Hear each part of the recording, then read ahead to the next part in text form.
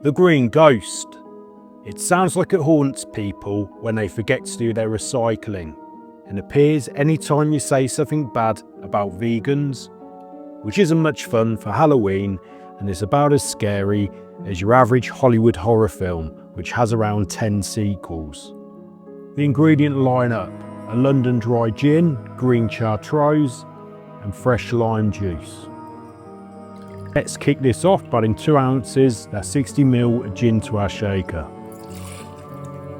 Follow this up with half an ounce, that's 15ml of green Chartreuse. And lastly, add half an ounce, that's 15ml of fresh lime juice.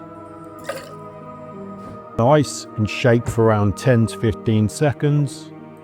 History-wise, this drink traces its roots back to the Café Royale in London and their 1937 Café Royale cocktail book. It was created by J.B. Hurrell. I have been to the Green Banner Café Royale many moons ago, and I was dressed like I was trying to dominate the world, whilst everyone else was wearing caps and trainers and generally looked like a group of peasants. We'll strain and serve in a coupe glass. Garnish wise, you could use a cherry to garnish this.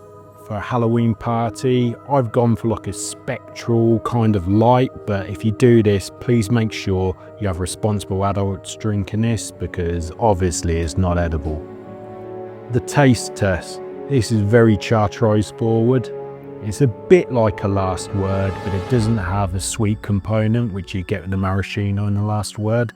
If you really like herbal, licorice type flavours, this would definitely be right up your street.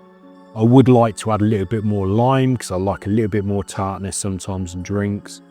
And a sweet component for my taste. I think it wouldn't hurt adding 1/4 ounce or so of simple syrup, but that's just my take. It's not a bad one, and it is quite a good adult drink, you know, if you're going to watch a scary film by a roaring fire or serve it to some guests. If I'm going to give this a rating, I think I'm going to give this a 6.6 out of 10.